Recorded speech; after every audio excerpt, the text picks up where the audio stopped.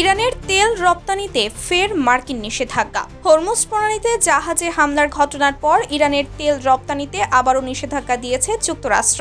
একই সঙ্গে ইরানের বিভিন্ন অঞ্চলে সামরিক হামলার খবরও প্রকাশ করেছে আন্তর্জাতিক সংবাদ মাধ্যম। রয়টার্স জানিয়েছে, গত মাসে দেওয়া সামরিক ছাড় প্রত্যাহার করে ওয়াশিংটন ইরানের তেল রপ্তানির অনুমোদনের মেয়াদ ২১ আগস্ট থেকে কমিয়ে ১৭ জুলাই পর্যন্ত নির্ধারণ করেছে।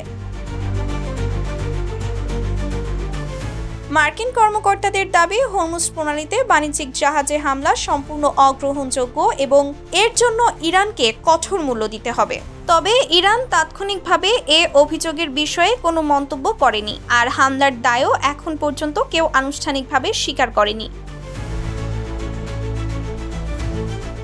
এদিকে ব্রিটিশ নৌবাহিনী সংশ্লিষ্ট সংস্থা ইউকেএমটিও জানিয়েছে, সাম্প্রতিক দিনগুলোতে হরমুজ প্রণালীর ভেতরে ও আশেপাশে ৩টি তেলবাহী জাহাজ অজ্ঞাত প্রজেক্টাইলের আঘাতে ক্ষতিগ্রস্ত হয়েছে।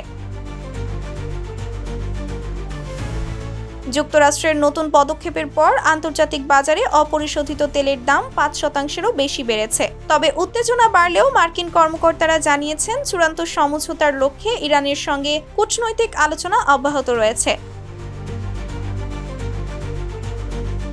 হরমুজ প্রণালী বিশ্বের অন্যতম গুরুত্বপূর্ণ জ্বালানি পরিবহন পথ, যেখানে বৈশ্বিক তেল ও তরলীকৃত প্রাকৃতিক গ্যাসের উল্লেখযোগ্য অংশ পরিবাহিত হয়। তাই এই অঞ্চলের যে কোনো উত্তেজনা বিশ্ব জ্বালানি বাজারে তাৎক্ষণিক প্রভাব ফেলতে পারে।